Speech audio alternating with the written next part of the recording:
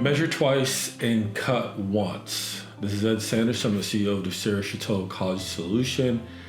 And I want to talk about financial aid. And I know for a lot of families, financial aid is an important part of the conversation. Getting money for college, free money for college is a must-have, particularly when the costs are escalating. So I kind of want to let you in on a conversation I had with a family the other day, and it had to do with filling out the financial aid form and wondering if they had made a mistake. So at the end of this video, I'm going to tell you the 3 biggest mistakes that I see parents make when they're filling out their financial aid form, commonly referred to as a FAFSA. Now here's the good news. If you made a mistake, you might be able to fix it. The bad news is if you didn't fill out the form in the first place, you probably need to go fill it out. And I might add, read the instructions, read the directions. The FAFSA is not a horrible form, it's just a little confusing. So it starts with student information, then it goes to parent information, and then it goes to parent financial information, and it goes back to student financial information. And the whole time they're asking you all these questions and you're not really sure what the answers to, what are they trying to ask you, and if you're in a rush or you are pressed for time because you have a deadline, then it's just trying to fill it all out. And some people say it's real easy, some people say it's hard. I'm like, I've done work with families for a long time, I've done a lot of them, so it seems pretty straightforward to me. But if it's your first time, you want to be careful.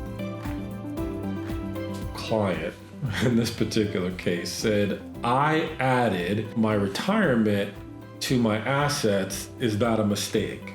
It's a pretty big mistake. So let's get into the 3 biggest mistakes I see on a regular basis. And it all has to do usually with assets. So 1, if you own your own business, you have a little exception to that business that if that business is owned by you, it has less than 100 employees, then there's no value to the business and you can put it in as a $0 asset. This is huge.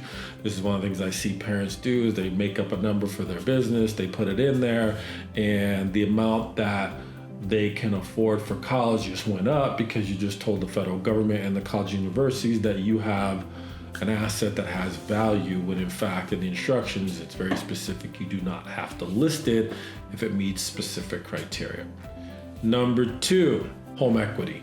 On the financial aid form, the FAFSA, it specifically tells you do not list the equity in the home that you live in. That is the second biggest mistake I see all the time, which is you go through a list of assets, and if you're applying for a loan at a bank, or you're trying to put together your list of assets, most people consider their home, the home they live in, as an asset.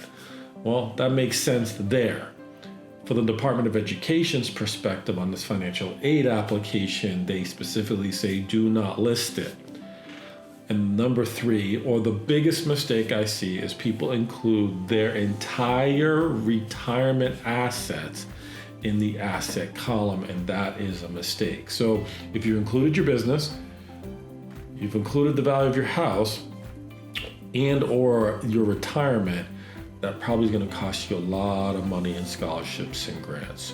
So the question is, what can you do? Well, the short answer is if you measured twice and you cut wrong, you can go in and make changes. If you never measured and you just put information in there, you can go in and make changes. If you've never done the form when you probably should have, go fill it out and just make sure you don't include those 3 things in your assets. Remember, business that meets a specific criteria does not count. Retirement money does not count, and the equity in the home that you live in and that you own does not count. Measure twice, cut once. This is Ed Sanders. Talk to you soon.